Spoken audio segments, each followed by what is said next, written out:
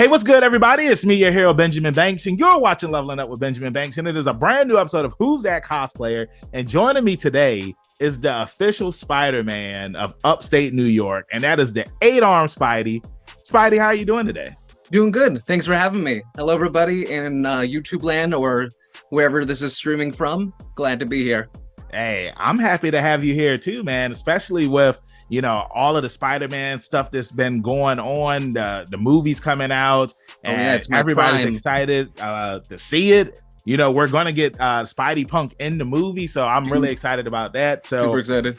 I'm ready to get into this interview, hear who you are, have your followers learn more about you and whatnot. But before we do that, everybody that's watching, make sure that you like this video, you subscribe to the channel, and you hit that bell button so that way you're always notified when we have new content here on Leveling Up with Benjamin Banks. And as D always says, podcast link down below in the description. Like, follow, subscribe. So let's go ahead and get into this interview, Spidey. So the first question that I ask each and every guest up here is, what is your origin story? Every hero or villain has one. And since you're Spidey, I know you're a hero. So tell everybody your origin story. Well, it is a story. So first, I will say that I've been cosplaying before I did this whole Spider-Man thing for maybe, I've been in general for about maybe 10, 12 years at this point. Started near the end of high school. So I've been cosplaying already. Now what spurred on the whole Spider-Man thing is actually kind of funny. So the first Avengers had just come out, and my friends were all friends with this local comic book store, Comic Depot, which is no longer around, but they wanted to have a bunch of cosplayers come as the Avengers.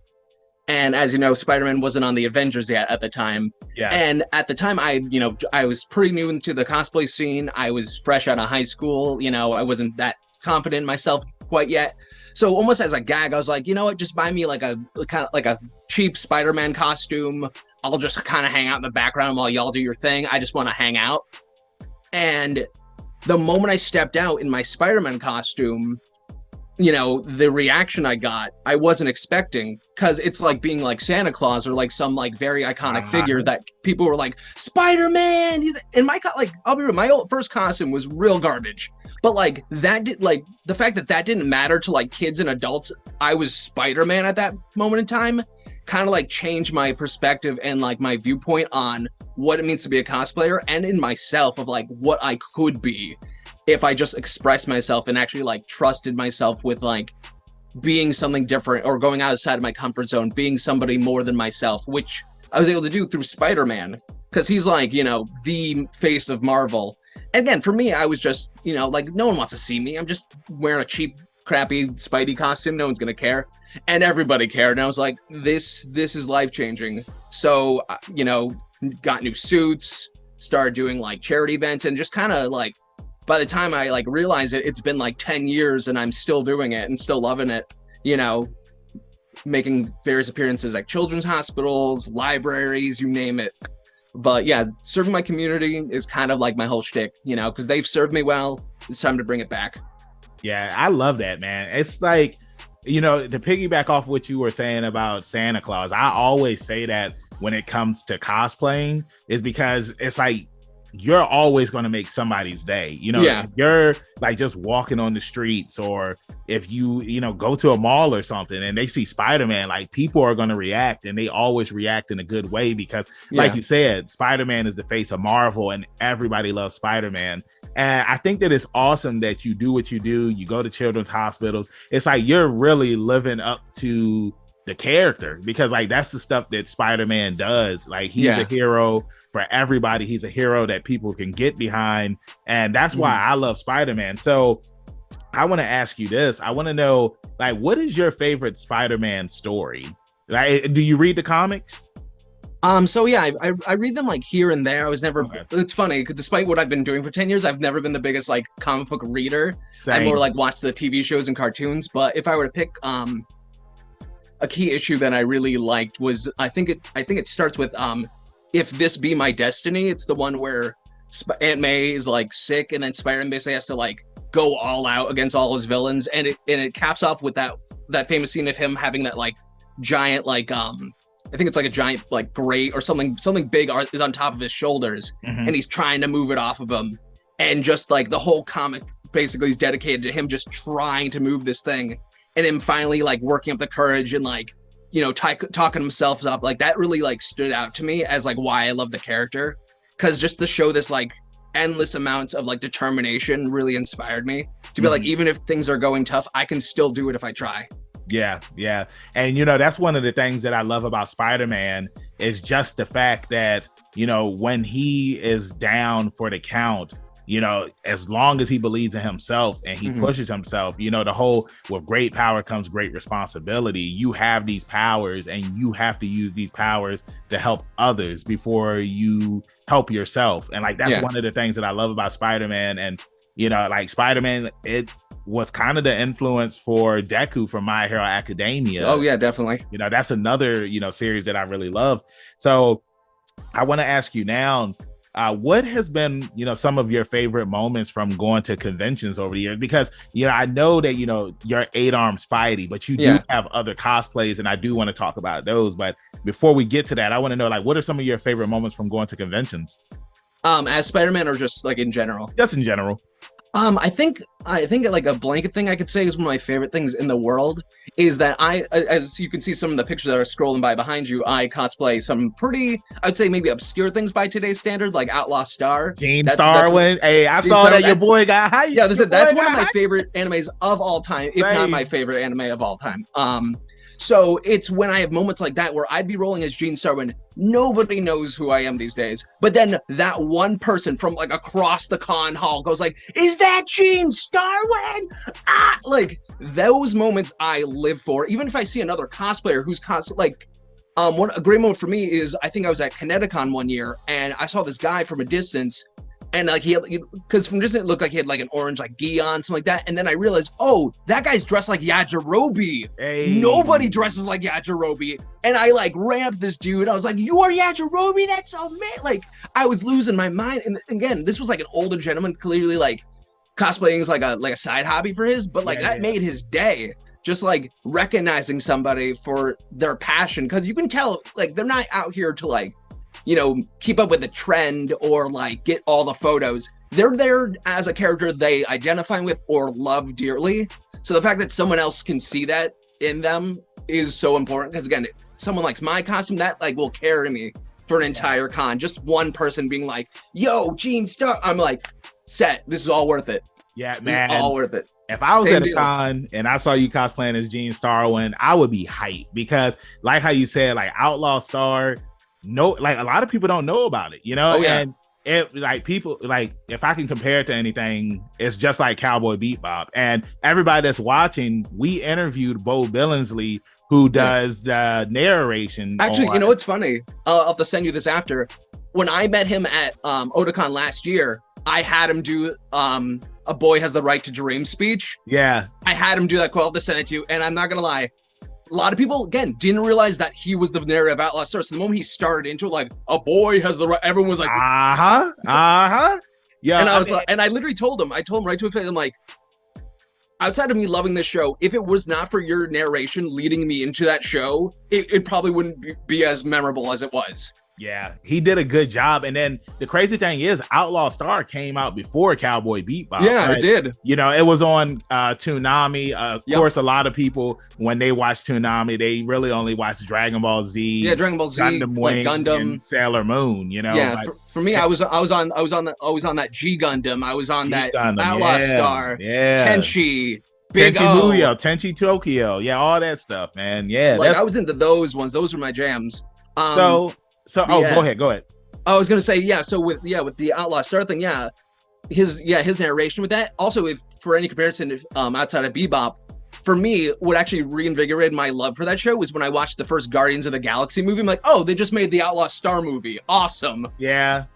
See, but only we would know that. Like I just watched Guardians 3. I'm like, well, time to watch Outlaw Star all the way through for the 100th time. That's right. And you want to know what's crazy? I have the opening song on my gym playlist because it is a badass song. It is such a banger. It gets you pumped. It is like you said, it's a banger, man. Yeah. So I want to ask you, and I've never asked anybody this question before, because you brought up Outlaw Star, and I usually do this with JoJo cosplayers and One Piece cosplayers, but I want to know, if you could put your own crew together, I'm going to give you 4 people. All right, Okay. 4 people.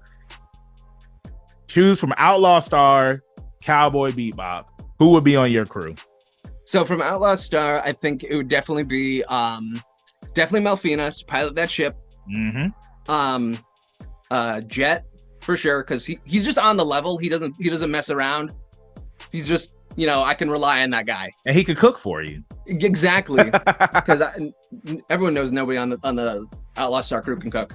Yeah. I definitely will have Aisha, because that's my girl. That's top tier cat girl of all time. Yep. Because she's a cat girl and she can suplex you into next Sunday. Like, yes. Man, it's for me. It's like, man, do I just want Jet from from Cowboy Bebop? I think so. I think everyone else would stay from the Outlaw crew. Yeah, I mean, they just work so well. Like for me, it's like Spike's cool, but like I can't rely on that dude to do nothing for me. Same with Faye. She'd be like leaving me half the time to like go to the club or something. Like I gotta have my crew on point. Okay, so all right, well then you got one more person. Who would it be? Ooh, if I would have one more person, to bring them back from the dead, I would have Hilda back on the team. Wow. Dang, that's crazy. Dang it. I mean, she's the only one who's able to mess with the K pirates and the military at the same time. Yeah, that's true. And get away with it. Dang, so, I mean, that's a solid team, you know. And I agree with you about the Bebop crew. It's just like when they're together, they're good, but nobody's reliable. And they're never hanging out by choice. It seems like they always come in after things like, what you been up to? Yeah, where you been at? Like it's a shootout on the couch. It's like, nah, man. If we're gonna crew, we are adventuring together.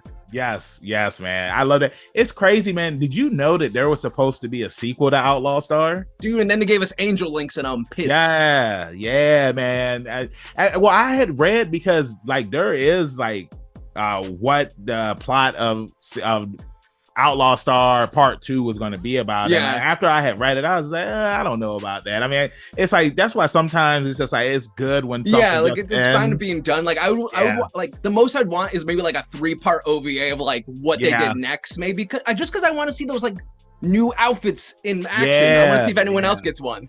Who's that cosplayer? Dandelion size. That's all. I'm always a big fan of that. I feel you on that. So now I want to ask you, because you just mentioned outfits, give me your top 3 favorite cosplays that you've done. Definitely the one I'm wearing for sure, because this is my own complete design from Punk Spidey. This is my own take on the character. One I think that's scrolling through there is my pumpkin head that I did for Halloween randomly. That one was super fun. And another one that I love to death because it was just so easy. It was Gomez Adams. Nice. I did that one. Nice. Yeah, man. When I saw your Gomez, I marked out. I marked out. What's funny is that like that one people give the most praise. That one I put the least amount of effort behind because for me, I always like a cosplay that's a challenge. Yeah. If I can do it, like again, not to sound like I'm bragging or nothing, but if I can do it too well, I won't do it because I'm not pushing myself, not testing my skills. That one was a suit that didn't fit me, so I'm pinned into it in the pictures. That's a drawn-on mustache. The cigar I have is actually a piece of turkey sausage, like a Slim Jim type thing. Oh, for real? Yeah. So I was able to eat that during the photo shoot, so I had like a few in my pocket. That's funny, man. That's funny. Since you're talking about Gomez and you had mentioned the cosplay for Halloween, one of the things that my co-host D always likes to ask our guests on the podcast is, what is something that spooked you when you were a little kid and it stayed with you to this day? Like it could have been seeing a creepy doll when you went over to your grandparents' house, or seeing some shadows in your room when you were a little kid. What do you got for me? Let's see. Because there's tons of things that I could name off. I'll name one thing that stuck in my mind. It was a one-time thing that happened, but I'll try to set the scene for y'all. In your mind's eye, picture this. So it's Halloween. I'm trick-or-treating with my pops, and we come up to this house. Like it has the pumpkin and thing, so you're able to go up and because some people will have like the screen door up and just be like sitting on the couch or whatever, and we'll just come to the door. So that was kind of the setup. But so when the guy came to the door, he was backlit, so I couldn't see him. Yeah. But so I just see this giant dude, and it looked like he had like tendrils or spikes or little things coming off him, and I was like petrified. And then he turned on the light, and he was just dressed as Scarecrow from Wizard of Oz. Oh. Because like I was like this, and the guy was like, is he good? And my dad's like, oh no, he just doesn't know what you're dressed as. Because again, he was completely in silhouette, so it looked like he had like, you know, like tendrils or like something like that at like Nightmare on Elm Street. But yeah, to think that one of my favorite childhood characters, Scarecrow, terrified me for like 10 seconds as this man just loomed over me. But like, he was like this nice dude, but I was like, oh my God, like I didn't know what I was looking at. It's like it's Scarecrow, but it's just like you thought it was Freddy Krueger. Yeah, because again, picture the silhouette of that body, then put that hat, so you had like a giant like thing to the shadow, and then like I said, you had the straw pieces sticking off of them. So those look like either like again with the shadows and all, look like spider legs or extra finger. Like my brain couldn't like determine what I was seeing, but it wasn't good. That's funny, man. But again, I've never forgotten that moment because it was a moment that shouldn't have been scary. Terrified me. It was, man. Now I gotta ask you. And I wasn't even like little. I was like probably like 10, 11 maybe. Like I was old enough to like not be fazed by most stuff, but that like stunned me. Did he start singing If I Only Had a Brain to cheer you up? I wish, dude, I wish. That probably would have ruined me for life. I'd be like, he's gonna take my brain. Oh man, I just thought about it because if I only had a brain, I'm gonna take the brain there. Oh my God. That would have made it worse. Scary. That would have made it worse. So, you know, we're getting close to the end of the interview, and I want to know, because you had mentioned at the start that, you know, you do a lot of stuff with kids and whatnot. Yes. Like, what has been some of your favorite moments from working with kids over the years? I think honestly, like, so I've told this a lot to a lot of people. When it comes to like what's fulfilling about cosplaying in general, when it comes to doing what I do, is that, you know, it's fun just seeing the kids, especially if they're in a hospital, if they're not doing too well, and that. But what really, really hits me is the long-term effect of making such a good impact, is getting a letter from either their family, from the kid themselves, you know, because that's, I think, what really is a test of time for me. Because I always say, like, you may have like 1,000 followers, 1 billion sponsorships, but like I have a letter from a family that I visited, you know, when times were tough for them, and they thanked me for, you know, saying hi to their kid or whatever, you know, just that small moment in time. The fact that that meant something to somebody else, that was so important that they felt the need to like thank me and reach back out to me, either maybe after months, after years. I think that's what really stood out to me. So like, again, these kids, again, some of them are rough situations. Some of them can't even like move from their bed. So, you know, the fact that I can just like hold their little hands for, you know, a few minutes, just keep them company, you know, let them know that like, things are still going on in the world, you know, that's not all gloom and doom with them, you know, because that can be scary for a kid. So just giving them that brief moment to be a kid again, you know, while dealing with all of that is super impactful. But I really think it's the letters I get after the fact that really impacts me, that really like shows me that like I can still do this. I should still be doing this because this is why. Yeah. You know, man. I love all of that, man. And yeah, you know, what you had just said about, you know, having a bunch of followers and stuff like that, you know, it's like, what are you doing with your platform to help other people out? And it's true. You know, me, I'm a professional wrestler, and you know, I'm a cosplayer, so I use my platform to help people out. And last year I did a turkey drive where my goal was to get 25 turkeys, and I ended up getting 54 turkeys to That's fantastic. To donate to families. And then for Christmas I did a toy drive, and I was able to get up to, I want to say it was about like 40 toys to give to, you know, kids that needed it, like families and whatnot.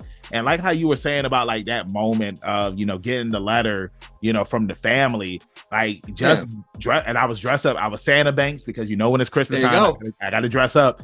And you know, just hearing the kids say like, this is what I wanted, because it was all random, like how I did it, like, because I didn't want to, you know, get the kids' names and then be like, okay, this is what gift they're getting.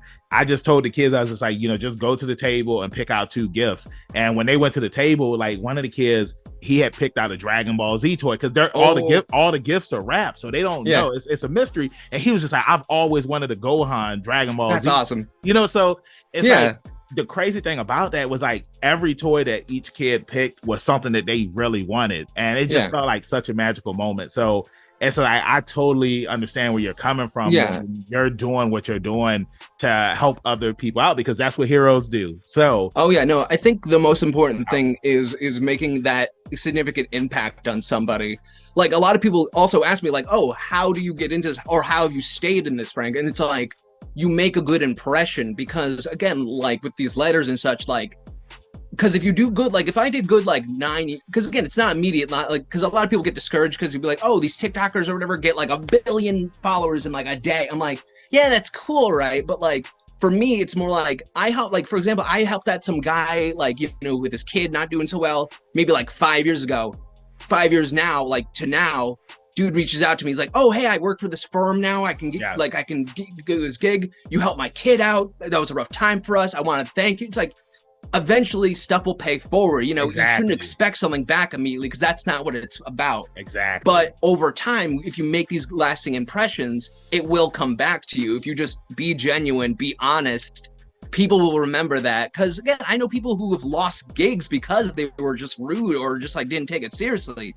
You know, for me, it's like, I wanted them to know that I will go above and beyond what they want me to do, because one, I care about it. And two, I do this because it's fun. Yeah. More often than not, I'll be like, oh, you can pay me if you like. I'm just being Spider-Man, my favorite thing to be.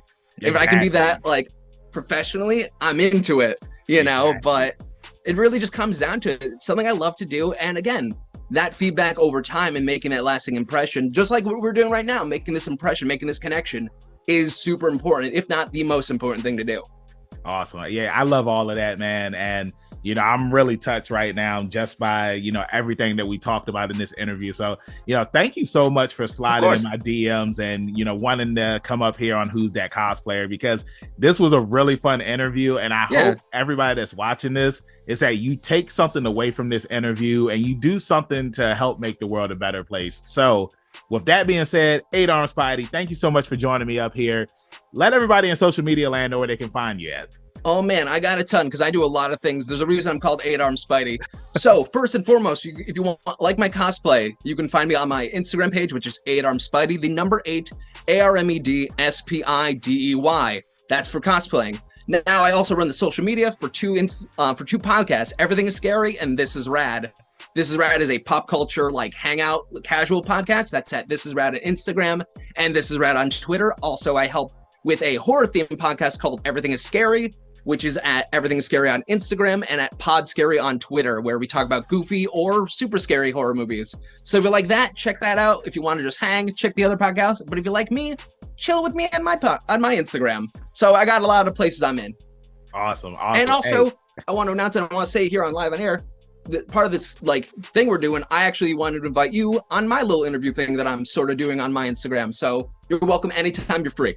Hey, I love that so much, man. Hey, and thank you. I really appreciate that. Like, you're a kind person, and you know, I just want everybody to just go give this man a follow, and you know, just send him some encouraging and motivating words, so that way that he'll continue to keep doing what he does. And with that being said, you already know where you can find me, your hero Benjamin Banks, at KingBenji_Banks on TikTok, Twitter, and Instagram. You can find me on Facebook at Benjamin Banks. I should be the first person to pop up. If not, then I need to contact Mr. Zuckerberg. Like I always say, keep that pinky up, stay positive. We'll see you next time on Leveling Up with Benjamin Banks. Peace.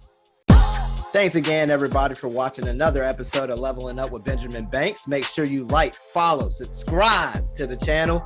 Podcast, we got that too. Make sure you give us a thumbs up and hit that bell for further episodes and notifications. Thanks a lot to our patrons, and if you don't mind, join the Patreon. We'll be having new specials coming up soon.